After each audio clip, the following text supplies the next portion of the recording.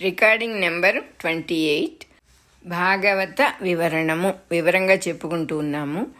విదురాగమనము అనేది ఇక్కడ హెడ్డింగ్. అంటే విదురుడు తీర్థయాత్రల నుంచి వెనక్కి వచ్చాడు.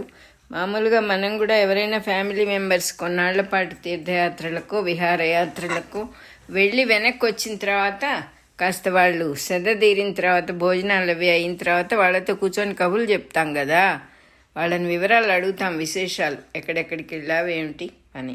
సరిగ్గా అదే విధంగా విదురుడు వెనక్కి వచ్చాక భోజనాలు అవి అయిపోయిన తర్వాత చుట్టూతా అందరూ చేరి ఆయనతో మాట్లాడుతూ ఉన్నారన్నమాట. విదురుడు అంటే ధృతరాష్ట్రుడికి పాండురాజుకి కూడా తమ్ముడు ఆయన. ధర్మరాజు ఇట్లా అడిగాడు, ప్రశ్న వేశాడు ఆయన. ఏంటంటే, ఇంతకాలం మీరు ఎక్కడికి వెళ్ళారు, ఏ తీర్థాలన్నీ సందర్శించారు, ఎక్కడున్నారు, మీలో విష్ణుమూర్తే సాక్షాత్తు ఉన్నాడు అని నా నమ్మకము.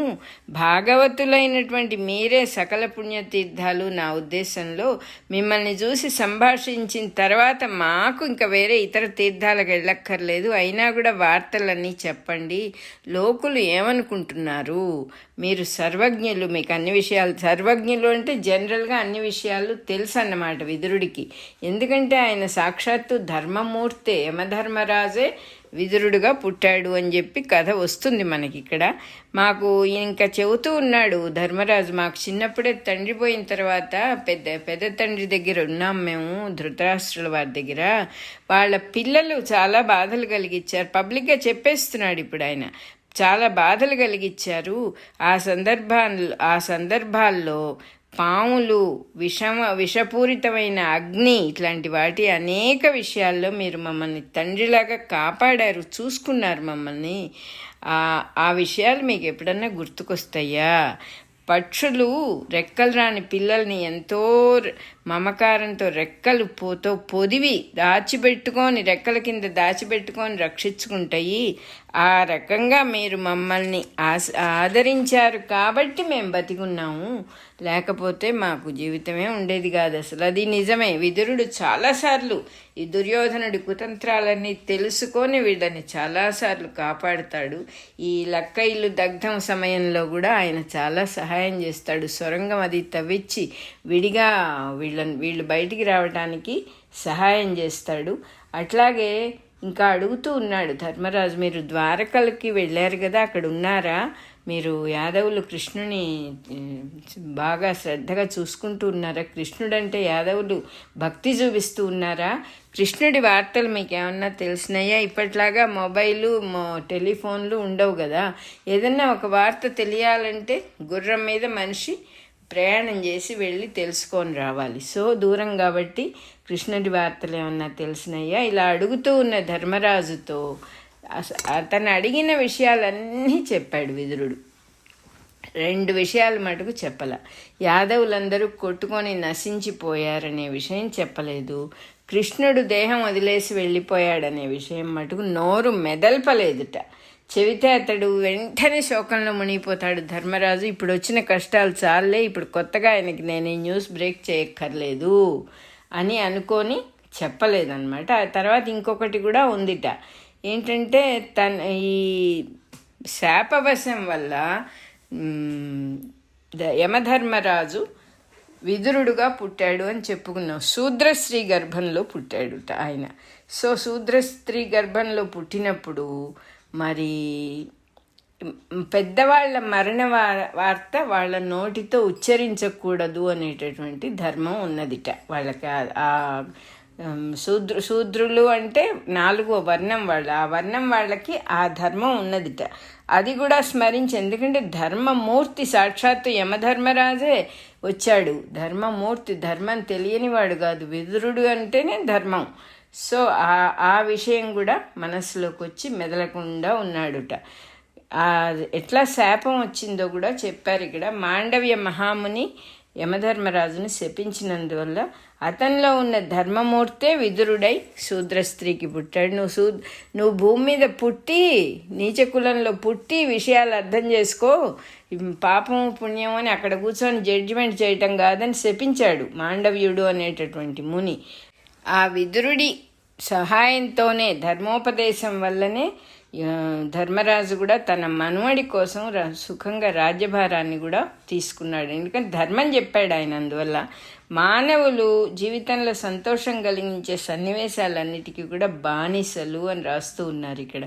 పిల్లల్ని, బంధువులను, ప్రేమించిన వాళ్ళని, ఇళ్ళని, డబ్బుని, చెట్లు చామల్ని, పళ్ళు ఇచ్చే వాటిని చూసుకొని వాటి ప్రజ్ఞలో వీళ్ళు మత్తెక్కి ఉంటారుట. మన సంగతే చెబుతూ ఉన్నారు ఇక్కడ. ఎట్లా ఉంటాం, మనకున్నవన్నీ చూసుకొని మనం ఒక మత్తులో ఉంటాము. మనం ఆ మత్తులో ఉండగానే మనకి ముసలితనం వచ్చి నెత్తిన పడుతుంది. తెలియకుండా కాలం మనం మానవులలా మత్తెక్కి ఉన్నప్పుడు కాలం తెలియకుండా మోసబుచ్చుతుంది. ముసలితనం వచ్చి నెత్తిన కూర్చుంటుంది. ఈ కాలం తాలూకు ప్రభావాన్ని నిరంతరం గుర్తుంచుకుంటే ఉండేవాళ్ళు చాలా అరుదు. అట్లా గుర్తుంచుకున్న వాళ్ళకి కాలగతిలో ఉన్న భూత భవిష్యత్ వర్తమానాల వివరాలన్నీ కూడా తెలుస్తాయి. అంటే అట్లా గుర్తుపెట్టుకున్నటువంటి ధర్మమూర్తి అన్నమాట విదురుడు.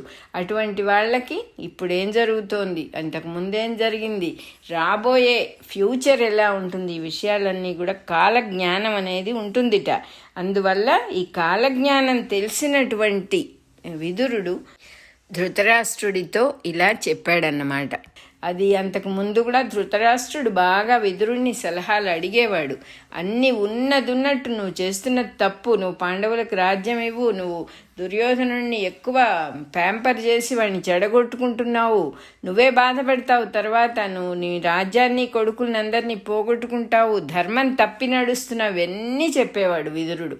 అన్నీ చెప్పించుకునేవాడు. కానీ కొడుకు అనే వీక్నెస్లో పడిపోయేవాడు పాపం ధృతరాష్ట్రుడు. ఆయనకు కూడా తెలుసు ఆ విషయం, తను చేసే తప్పని తెలుసు, విదురుడు చెప్పేది, తమ్ముడు చెప్పేది కరెక్ట్ అని కూడా తెలుసు పాపం. వృద్ధుడైపోయి పిల్లలందరినీ పోగొట్టుకొని, రాజ్యాన్ని పోగొట్టుకొని, ఇంచుమించుగా ఎవరిని తను బాధ పెట్టాడో వాళ్ల పంచనే ఉంటూ ఉన్నటువంటి ధర్మరాజు వాళ్ళ పంచన ఉంటూ ఉన్నటువంటి ధృతరాష్ట్రుడితో ఇలా అన్నాడు విదురుడు. బంగారము, భవనాలు, భార్య, మిత్రులు, సంతానం అనే వాటిని అన్నిటినీ ఎదురుగా పెట్టుకొని కూడా మూర్ఖులలాగా ఆడుకుంటూ ఉన్న మానవులకు ఆ వస్తువుల మీద తీపితో ప్రాణాల మీద తీపి కూడా వదలదు. ఇంకా జీవించాలి, ఇంకా కొన్నాళ్ళు అనుభవించాలనే మోహం కలిగి ఉంటారు. మనకు కూడా ఏది ఎట్లాగొట్లా ఇంకా కొంచెం బతకాలి అనేటటువంటి కాంక్ష ప్రతి మనిషికి బాగా ఉంటుంది. దానికి కారణం మనం వస్తువుల మీద, మనుషుల మీద, బాంధవ్యాల మీద పెట్టుకున్న తీపి అని చెప్పి ఇక్కడ చెబుతూ ఉన్నాడు విదురుడు.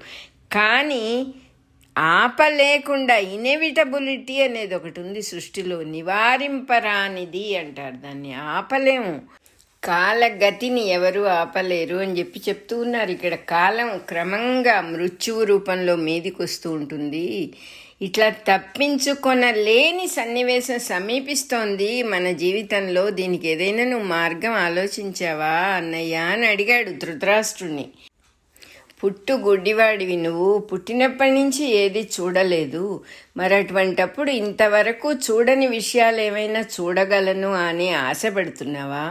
అట్లాగే ఏమన్నా మహాభోగాలు నీకోసం కొత్తగా కనిపెట్టుకొని వెయిట్ చేస్తూ ఉన్నాయా? ఇదొక్కటి అనుభవించాక అప్పుడు చూద్దాం అనుకునేటట్టుగా ఉన్నాయా అంటే అవేమీ లేవు. నీకే తెలుసా విషయం, నీ పట్టంతా కూడా జారిపోయింది, ముసలితనం మోయలేని పరిస్థితుల్లో మీద పడ్డది.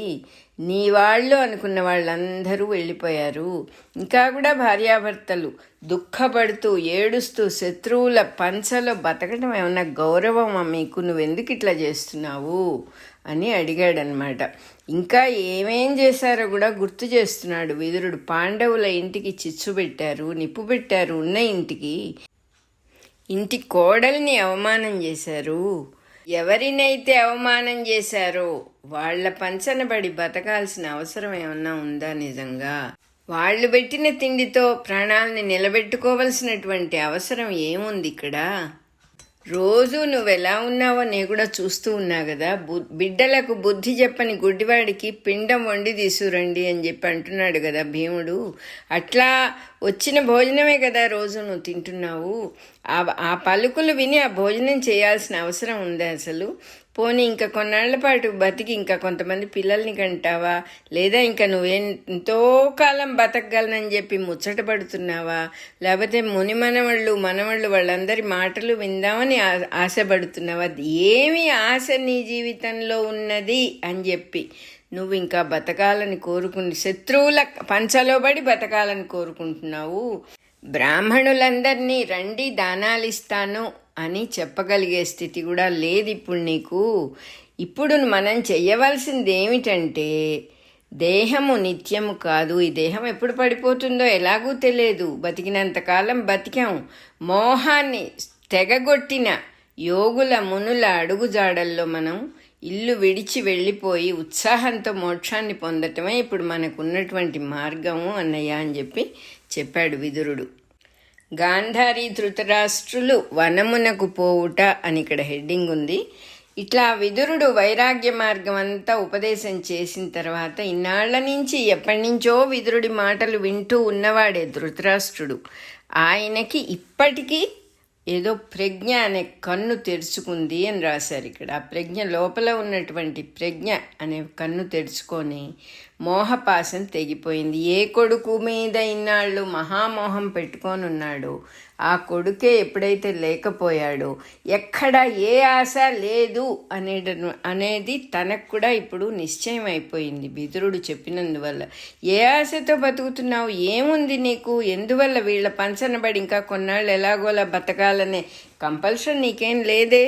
ఇంకో మార్గం ఉందే, మునులు సిద్ధులు నడిచిన మార్గం ఉందే, సంసారాన్ని వదిలి వెళ్ళిపోవటం అనేటటువంటి చక్కని మార్గం ఒకటి ఉందే మనకి అని చెప్పింది విని చక్కగా మోహపాశం అంతా తెగ్గొట్టుకున్నాడు. తెగిపోయింది ఆయనకి ఈ మాటల వల్ల. అందుకే విదురుణ్ణి ధర్మమూర్తి అన్నారు. సాక్షాత్తు యమధర్మరాజే తన తమ్ముడై పుట్టడం కూడా ఆయన యొక్క అదృష్టం. అది విజ్ఞాన మార్గంలో బయలుదేరారు ముగ్గురు. హిమవత్ పర్వతం వైపుకు వెళ్ళిపోయారన్నమాట. గుడ్డివాడైన భర్తను వరించి ఏకీభావంతో ఉండాలనే కోరికతో కళ్ళు కూడా కట్టుకునేటటువంటి ఆజన్మ వ్రతం స్వీకరించింది గాంధారి. ఆవిడ అతను గుడ్డివాడని తెలిసి ప్రేమించి పెళ్లి చేసుకుంది. ప్రేమించంటే ఆవిడ విన్నది చిన్నప్పుడు ధృతరాష్ట్రుడి గురించి. అంటే ఎవరెవరి జన్మ లక్షణాలు, ఎవరెవరి జీవ లక్షణాలు ఎలా ఉంటాయో అటువైపు ఆకర్షించబడతారు. ఆయన గుడ్డివాడైతే ఏమిటి, నేను చూడను అన్నది. కళ్ళకి గంతలు కట్టేసేసుకుంది పెళ్ళవంగానే. సో ఇలా ఉంటుందన్నమాట. అట్లా ఎంతో గొప్ప భావంతో భర్తను అనుసరించిన గాంధారి తను కూడా వెంటనే విదురుడు చెప్పిన యోగ మార్గాన్ని చాలా ఇష్టపడింది. ఆవిడ కూడా అది స్వీకరించి భర్త వెంట బయలుదేరింది. ఇన్నాళ్ళు ఆయన ఎప్పుడు ఆవిడ వదలలేదు. ఎప్పుడు ధృతరాష్ట్రుడి కూడానే ఉంది. ఎటువంటి సమయంలో అయినా కూడా సపోర్టివ్గా ఉంది ప్రతిదానికి. అతన్ని ఎప్పుడు కూడా మనం భర్తల్ని గుచ్చి ఏదో అంటూ ఉన్నట్టుగా ఆవిడ ఎప్పుడు ఏమీ అనలేదు. చాలా పతివ్రత అని చెబుతారు ఆవిడని. అదే విధంగా ఆ కళ్ళకి గంతలు కట్టుకోవటం అనేటటువంటి దీక్ష. ఎందుకంటే కళ్ళు ఉన్నవాళ్ళు చూడటానికి ఇష్టపడతారు. ఒక వ్రతంలాగా ఆ రోజు కట్టిన కళ్ళ గంతలు ఆవిడ జీవితాంతం విప్పలేదు. ఎంతో శక్తిమంతురాలైంది ఆ దీక్ష వల్ల ఆవిడ. అందువల్లనే ఆవిడే శపిస్తుంది కృష్ణుణ్ణి. నువ్వు తలుచుకొని ఉంటే ఈ యుద్ధం ఆపగలిగేవాడివి, నువ్వు ఆపలేకపోయావు, అందువల్ల నీ వంశం కూడా ఇలాగే కొట్టుకొని చచ్చిపోతారు అందరు, ఒక్కళ్ళు కూడా మిగలకుండా అని శపిస్తుంది గాంధారి. ఆవిడ అంత శక్తిమంతురాలన్నమాట.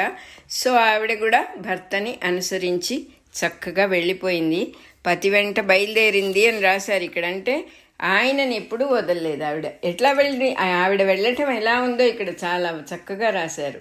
యుద్ధ వీరుడిలాగా వెళ్ళిందిట. అంటే కళ్ళకు కట్టుకుంది. ఏ రకంగా ఆయనకి సహాయం చేద్దాం అనుకొని వెళ్తోంది. అవన్నీ ప్రశ్నలు మనస్సుతో జీవించే వాళ్ళకు వస్తాయి. జస్ట్ చేసేవాళ్ళు కొంతమంది ఉంటారు. మనస్సుతో అటు ఇటు పడకుండా చేసేవాళ్ళని భగవంతుడే చేయబట్టుకు నడిపిస్తాడు.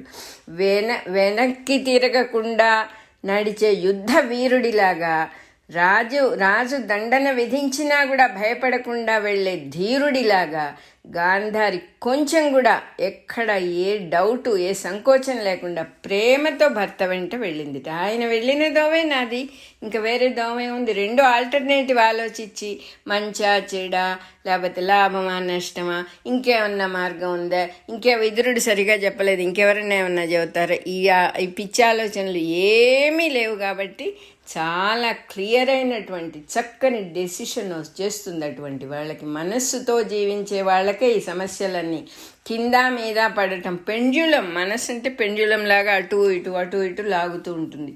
అందువల్ల దాన్ని తెలిసిన వాళ్ళు ఎవరు కూడా మనస్సును అనుసరించరు. అట్లాగే భర్త వెంట వెళ్ళిపోయింది ఆవిడ.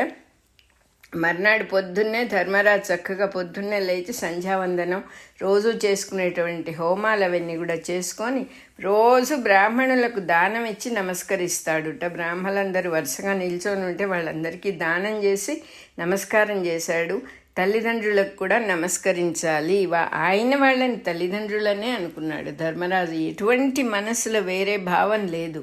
ఎందువల్లంటే తనకి ఉన్నది తప్పదు, దానికి ఎవరో కారణం అనుకుంటే ఏం ప్రయోజనం లేదు. తనకి ఏదేది రెడీగా ఉన్నాయో ఈ భూమి మీద అవన్నీ విల్లింగ్లీ సఫరింగ్ అని ఒక మాట ఉంది. విల్లింగ్గా అనుభవించటమే. నాకు వచ్చింది ఇది, నా పాత్రలో పడింది ఇది, ఇష్టంగా తినేస్తే అయిపోతుంది. ఇది ఎందుకు వచ్చింది, ఇది నాకు ఇష్టం లేదు అంటే ఎవరు బాధపడతారు? ఇది కాదని ఇంకొకటి ఎవడివ్వగలడు ఇక్కడ. అందువల్ల ఎంతో తెలిసినవాడన్నమాట ధర్మరాజు. తల్లిదండ్రులనే అనుకున్నాడు. రోజు ఇట్లా పూజా పునస్కారాలన్నీ అయిపోయిన తర్వాత వచ్చి వాళ్ళిద్దరికీ నమస్కారం పెట్టేవాడు. ఇవాళ కూడా వచ్చి ధృతరాష్ట్రుడి మందిరానికి వచ్చాడు. విదురుడు గాంధారి ధృతరాష్ట్రులు కనపడకపోయేటప్పటికీ నిశ్చేష్టుడయ్యాడు అంటున్నారు. అంటే స్టన్ అయిపోయాడు. అసలు ఏంటి, ముగ్గురు పెద్దవాళ్ళు లేరేమిటి ఇక్కడ, లేకపోవటం ఎలా పాసిబుల్ అసలు? ఎందుకంటే వాళ్ళు ఏదో కాస్త వాకింగ్ వెళ్ళారండి, బయటికి వెళ్ళారండి అనే పరిస్థితి లేదు అక్కడ. అటువంటి వాళ్ళు ఏమైపోయారు అని కొంచెం భయం వచ్చింది అతనికి. అక్కడ ఒక పీఠం మీద సంజయుడు కూర్చొని ఉన్నాడు. సంజయుడు ఎవరో ముందు మనకు వస్తుంది. ఆ సంజయుణ్ణి ఇట్లా అడిగాడనమాట ధర్మరాజు. సంజయ, మా తల్లిదండ్రులు కనబడట్లేదేంటి ఈ మందిరంలో, ఎక్కడికి వెళ్ళారు? కళ్ళేమో కనిపించవు. గాంధారీదేవేమో కడుపు శోకంతో మునిగిపోయింది, బిడ్డలందరూ పోయారనే బాధలో ఉంది. నాకు ఇష్టమైనటువంటి ప్రాణ స్నేహితుడు మా పినతండ్రి విదురుడు ఏమైపోయాడు? మందబుద్ధులం అయిపోయాం మేము, మమ్మల్ని వదిలేసి వీళ్ళందరూ ఎక్కడికైనా వెళ్ళిపోయారా? మేమేం తప్పు చేశాం అని చెప్పి బాధపడుతున్నాడు. తన అపరాధాలు స్మరించుకుంటూ భార్యతో ఉన్న గంగా ప్రవేశం చేసేశాడా ధృతరాష్ట్రుల వారు? తను పొరపాటు చేశానని బాధపడుతున్నాడు ఆ పెద్దవాడు. ఆయన పాపం ధృతరాష్ట్రుల వారు ఎన్ని కల్లా కపటం తెలియనివాడు, ఎన్ని తెలిసినా లోపల ఏమి కపటం లేనివాడు, నేనంటే ఎంతో దయ ఉన్నవాడు. ఎన్ని చెప్పినా ఏది అనుకున్నా కూడా పాండురాజు మన తండ్రి గారు వెళ్ళిపోయిన తర్వాత మమ్మల్ని పెంచి పెద్ద చేసింది మా పెదనాన్నే కదా. ఈ మాటలు విని సంజయుడు ధర్మరాజు నోటి వెంట వచ్చిన మాటలు విని ఇతని మంచితనానికి, ఇతని సహృదయత్వానికి, పెదనాన్నగారంటే ఉన్న గౌరవం, ప్రేమ, అవతలివాడి ప్రవర్తన ఎట్లా ఉన్నా తను ఎటువంటి వాడో తెలియజెప్పేటటువంటి స్వభావానికి, ప్రేమతో దయతో సంజయుడు మెలికలు తిరిగిపోయాడట అని రాశారు ఇక్కడ. మెలికలు తిరిగిపోయాడు. ధర్మజుడి మంచితనానికి ఏమీ చెప్పలేక మెలికలు తిరిగిపోయాడు. ఆ సంజయుడి పరిస్థితి ఎట్లా ఉందంటే ధృతరాష్ట్రుడు ఎక్కడికి వెళ్ళాడో తెలియదు. ఏది కావాలన్నా తననే పక్కన కూర్చోబెట్టుకొని అడిగేవాడు. ఈ సంజయుడిని యుద్ధ విశేషాలన్నీ అడుగుతూ మొత్తం పక్కన కూర్చోబెట్టుకొని యుద్ధంలో జరిగినవన్నీ కూడా తెలుసుకుంటూ ఉన్నాడు ధృతరాష్ట్రుల వారు. అట్లాంటిది నన్ను ఏది అడగకుండా, ఒక్క మాట నాతో చెప్పకుండా, ఇన్నాళ్ళు నాతో ఎంతో స్వేచ్ఛగా సంభాషణ చేస్తూ ఉన్న ధృతరాష్ట్రుడు ఇవాళ ఏమీ చెప్పకుండా వెళ్ళిపోయాడేంటి అసలు అని సంజయుడు కూడా బాధపడుతూ ఉన్నాడు. ఇంకా ఇవాళ రాత్రి నన్ను ఎవరేం అడుగుతారు, ఎవరితో సంభాషణ చెయ్యను నేను అని బాధపడుతున్నాడు. ఈ ముగ్గురు నన్ను కూడా మోసం చేసి వెళ్ళిపోవాల్సిన అవసరం ఏమొచ్చింది? నాకొక మాట చెప్పి ఉండొచ్చు కదా అనేటటువంటి బాధ విపరీతంగా వచ్చి దుఃఖపడుతూ ఉన్నాడు సంజయుడు. ఇతనికి కూడా ధృతరాష్ట్రుల వారి ఆంతర్యం అంతా ఫుల్గా తెలుసు, ఎంత వీక్నెస్లు ఉన్నాయో, ఎన్ని బాధలు పడ్డాడో ఆయన. మరి న్యాయంగా పుట్టినప్పటి నుంచి కళ్ళు లేవు అంటే ఇంకా ఏం కావాలి, అంతకంటే పెద్ద దుఃఖం ఏముంటుంది? అవన్నీ తోసేసుకుంటూ ఎలాగోలా జీవితాన్ని నెట్టుకొచ్చాడు, ఒక మహారాజు అయ్యాడు. ఇవన్నీ తెలుసు సంజయుడికి. ఇన్నాళ్ళు ఆయనతో బాటే ఉన్నాడు కాబట్టి సడన్గా చెప్పకుండా వెళ్ళిపోగానే చాలా బాధపడ్డాడు సంజయుడు కూడా. అట్లా బాధపడుతూ ఉన్న సమయంలో నారదుల వారు వచ్చారుట. దుఃఖించుచున్న ధర్మజుని చూచుటకు నారదుడు వచ్చుట అని ఇక్కడ హెడ్డింగ్ ఉంది. ధర్మజుడు తమ్ముళ్ళందరూ కూడా వచ్చి ఆ నారదుడికి పూజ చేసి పాదాలకు నమస్కారం చేశారు. ధర్మరాజు ఇట్లా అడిగాడు నారదుల వారిని, మహాత్మా, మా తల్లిదండ్రులు కనిపించటం లేదు, ఎక్కడికి వెళ్ళారో తెలియదు. మా తల్లి ఎప్పుడూ కూడా చనిపోయిన తన కొడుకులను తలుచుకుంటూ దుఃఖపడుతూ ఉంటుంది. నాకు ఇది పెద్ద మహాసముద్రం లాంటి ఆపదొచ్చి నా నెత్తినబడ్డది. పెద్దవాళ్ళు ఎక్కడికి పోయారో తెలియని పరిస్థితి ఏమిటి అసలు. నువ్వు వచ్చావు ఈ సమయానికి, అన్ని విషయాలు తెలిసినటువంటి వాడివి, నువ్వు జీవుల అంతు తెలిసిన వాడివి, నీవొక్కడివే జీవుల అంతమేమిటో తెలిసిన వాడివి, నువ్వే చెప్పగలవు మా తల్లిదండ్రులు ఎక్కడికి వెళ్ళారో అని అడిగాడు. నారదుని తత్వోపదేశము అని ఇక్కడ హెడ్డింగ్ ఉందంటే నారదుడు ఉపదేశం చేశాడు తత్వం అంతా కూడా. అప్పుడు ధర్మరాజు ప్రశ్న విని సర్వజ్ఞుడైన నారదుడు ఇట్లా అన్నాడు అని, సర్వజ్ఞుడు అంటున్నారు అంటే అన్నీ తెలిసిన నారదుడు ఇలా చెప్పాడట. సర్వము ఈశ్వరుడి వశమే, ఇక్కడ ఎవరికి స్వాతంత్రం లేదు నాయనా. ఇక్కడ జరిగే ప్రతి విషయం కూడా ఈశ్వరుడి చేతిలో ఉంది. జీవులను కలపటం విడదీయటం అంతా కూడా ఈశ్వరుడి చేతిలో పని. ఎడ్లకి ఏం చేస్తారంటే ఎద్దులకి ముక్కుకి చిల్లి పొడిచి దాంట్లో తాడు దూరుస్తారు, దాన్ని మెడకు కడతారు. ఆ తాడు లాగటం వల్ల ఎడ్లకి ఎటు వెళ్ళాలి, ఎద్దుకి ఇటు వెళ్ళాలా అటు వెళ్ళాలా అని తెలుస్తూ ఉంటుంది. అదేవిధంగా మాట అనే తాడుతో పేర్లు, సంబంధాలు, వర్ణాశ్రమ లక్షణాలు, అనేక రకాల అనుబంధాలతో లోకం అంతటినీ కూడా ఈశ్వరుడే కట్టేసి పెట్టుకున్నాడు. వాక్కు అనే తాడుతో కట్టేశాడు. ఇది మనుషులకే కాదు, లోకాన్ని పాలించే వాళ్ళకు కూడా తప్పదు. పిల్లలు గచ్చకాయలు ఆడుకుంటూ కాయల్ని కలుపుతూ విడదీస్తూ ఉంటారు. కొంతమంది బంతాటలో బంతిని దగ్గరగా తీసుకుంటూ దూరంగా విసిరేస్తూ ఉంటారు. అదే రకంగా సమస్త జీవులు కలపబడుతూ విడదీయబడుతూ ఉంటారు. అది ఈశ్వరుడి చేతిలో పని, నీ చేతిలో పని, నా చేతిలో పని కాదు. ప్రతి జీవి జీవుడుగా కదులుతూ ఉంటాడు, దేహంగా కదులుతూ ఉంటాడు. అంతర్యామిలో వాడు కదలటం కదలకపోవటం అనేది ఉండదు. ఇది చాలా ఆశ్చర్యకరమైనటువంటి విషయం. మనం కూడా గమనించుకుంటే అంతర్యామిలో కదలటం కదలకపోవటం లేదు మనకి. మనం ఉన్నది ఆకాశంలో ఉన్నాం, స్పేస్లో ఉన్నాం. మనం భూమి మీద కాళ్ళు పెట్టి స్పేస్లో భూమి మీద నడుస్తూ ఉన్నామని మనం అనుకుంటూ ఉన్నాం. ఈ భూమి కూడా కదులుతూనే ఉంది. ఈ స్పేస్లో ఒక చోట ఉండటం, కదలటం, ఇంకొక చోటికి వెళ్ళటం. సరే, నా దేహం ఇక్కడి నుంచి అక్కడికి వెళ్ళింది, మరి ఇందాకున్న చోట ఖాళీ ఏర్పడిందా? మళ్ళీ లేదు కదా. మరి ఇది వెళ్తే కొత్త చోట ఖాళీ ఎక్కడి నుంచి వచ్చింది? దేహం వెళ్ళిపోతూ ఉంది. అలా చూసినప్పుడు న్యాయంగా కదలికలే లేవు అని సునిశిత దృష్టితో జాగ్రత్తగా చూసిన వాళ్ళకి ఇక్కడ కదలిక అనేది అసలు లేదు, ఉన్నదంతా ఒకటే వస్తువు. మనం ఏం చెబుతారంటే భగవంతుడి గురించి సర్వత్రా నిండి నిబిడీకృతమై ఉన్నట్టు, ఆయన నిండిపోయి ఉన్నాడు, కదలటానికి వేరే చోటే లేదు పాపం అని చెప్పి చెబుతారు. అలా మన స్వరూపం కూడా కదలిక లేనటువంటిది, కానీ దేహాలు కదులుతున్నాయి అని చెప్పి అనిపిస్తుంది. అంతర్యామిలో మాత్రం ఏ కదలికలు, ఎవరు కదిలినా అంతర్యామిలో కదలికలు ఉండవు.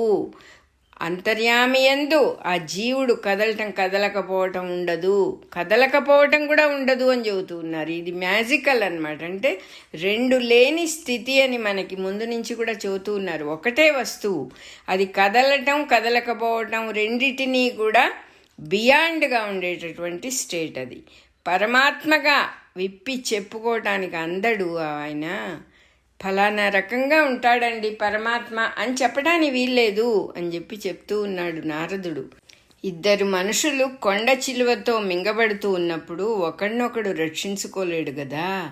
ఏ ఒక్కడు రెండో వాడికి సహాయం చేసే స్థితిలో ఉండడు. అదే రకంగా పంచభూతాలతో నిండిపోయి కాలము, త్రిగుణాలు, కర్మ అనువాని చేత మింగబడుచు ఉన్న ఈ దేహాలన్నీ కూడా, ఏ దేహము కూడా స్వాతంత్రం లేదు దానికి. దాని కర్మ ఎలా ఉందో, దాని బ్లూ ప్రింట్ ఎలా ఉందో, ఆ బ్లూ ప్రింట్ ప్రకారం ఓపెన్ అవుట్ అవుతూ ఉన్నదే. ఒకదాన్ని ఒకటి రక్షించుకోవడానికి పనికిరాదు ఇది అని చెప్తూ ఉన్నారు నారదుల వారు. చేతులున్న మనుషులకి చేతులు లేని జంతువుల ఆహారము, కాళ్ళు గల జంతువులకి కాళ్ళు లేని చెట్లు గడ్డి ఆహారము, పెద్ద ప్రాణాలకు చిన్న ప్రాణాలు, జింకలు పులి మొదలైన పెద్ద ప్రాణులకు జింకలు మొదలైన చిన్న ప్రాణుల ఆహారం. అన్నిట్లో జీవుడు ఉన్నాడు. ప్రాణశక్తి అన్ని జీవుల్లోనూ ఉన్నది. కాబట్టి ఏమర్థం చేసుకోవాలి దీని గురించి? జీవుడికి జీవుడే జీవనాధారము. బతకటానికి జీవుడికి జీవుడే కావాలి. ప్రాణం లేని వస్తువులు తినలేం కదా.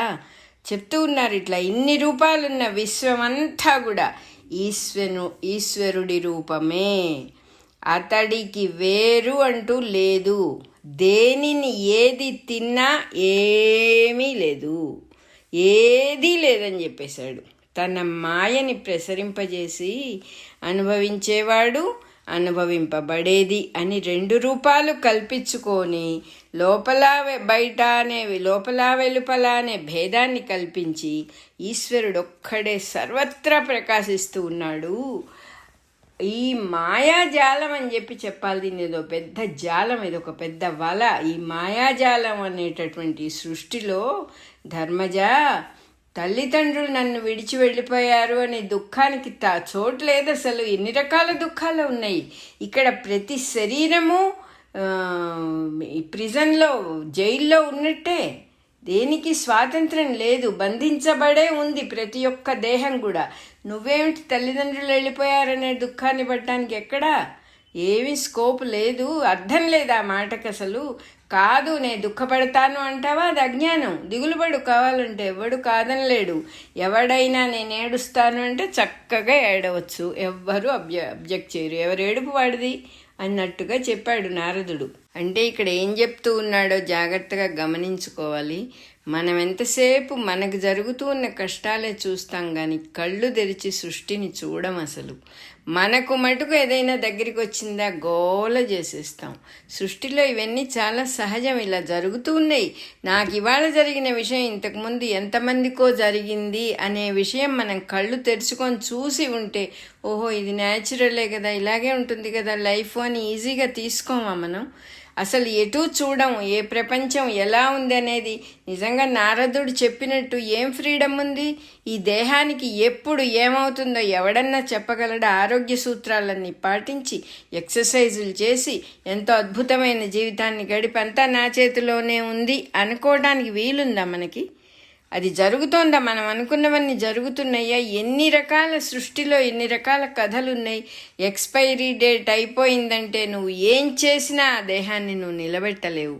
నువ్వు 1,00,000 అనుకోవచ్చు, నేను ఎంతో బాగా పెంచాను ఈ దేహాన్ని అంటే ఊపిరి మళ్ళీ పీల్చాడు, వదిలేస్తాడులా ఫైనల్గా ఒకసారి. ఏం చేయలేము దానికి. కళ్ళు తెరిచి సృష్టిని చూడమని చెబుతున్నాడు నారదుడు. ఏమిటి నువ్వు మాట్లాడేది? నీ తల్లిదండ్రుల గురించి మాట్లాడతావేంటి? సృష్టిలో అంతా ఎలా జరుగుతోందో చూడు. ఎక్కడ ఎవడికి ఫ్రీడమ్ అనేది లేదు. వీళ్ళందరూ కూడా ఒక విధంగా చెప్పాలంటే పప్పెట్స్, తోలుబొమ్మలు. పైవాడు ఎలా కదిలిస్తే అలా ఆడవలసినటువంటి వాళ్ళు అలాగే ఆడుతున్నారు. ఇక్కడ నాకు మటుకు దుఃఖం కలిగింది అని నువ్వు చెప్పడానికి ఇక్కడ అవకాశం లేదు ధర్మజ అని చెబుతూ ఉన్నాడు నారదుడు. అట్లాంటి కాలస్వరూపుడు, సమస్త ఆత్మకుడు, మొత్తం సర్వత్రా ఆత్మగా ఉన్నవాడనేటటువంటి విష్ణుమూర్తి రాక్షస నాశనం చేయటానికి అవతారం దాలుస్తూ ఉంటాడు. దేవకార్యాలన్నీ తీరుస్తూ ఆ తర్వాత వాట్ నెక్స్ట్ అని చెప్పి చేయడానికి సిద్ధంగా ఉంటాడు. ఇప్పుడు మనకి ఏం చెయ్యాలి, ఇప్పుడు ఏం చెయ్యాలి అనేది ఒకటే మనకి ప్రశ్న తప్ప అయిపోయిన దాన్ని గురించి దిగులు పడటం పద్ధతి కాదు అని చెప్తూ ఉన్నాడు నారదుడు. ఈ భూమి మీద భగవానుడు ఎంతకాలం కృష్ణుడుగా ఉంటూ ఉంటాడో మీరు కూడా అంతకాలం ఉండండి. తర్వాత ఇక్కడ ఉండాల్సిన పని లేదు. భ్రమపడొద్దు. కాలాన్ని జయించటానికి ఎవ్వరూ సమర్థులు కాదు, బాధపడొద్దు, భ్రమల్లో పడమాక, కృష్ణుడున్నంతకాలం ఉండండి, ఆయన దేహం చాలించి వెళ్ళిపోగానే మీరు కూడా వెళ్ళిపోండి అని చెప్పేశాడు ఇక్కడ నారదుడు. ఆయన వెళ్ళిపోయిన తర్వాత మీరు ఉండాల్సిన అవసరం లేదు, ఇక్కడ కాలాన్ని జయించటానికి ఎవళ్ళు కూడా సమర్థులు గారు, బాధపడొద్దు అని చెప్పాడు నారదుడు. మన రికార్డింగ్ నెంబర్ 28లో భాగవత వివరణం ఫస్ట్ పార్ట్ అయిపోయింది, ఇంకో పార్ట్ ఉంది, సెకండ్ పార్ట్ ఉంది.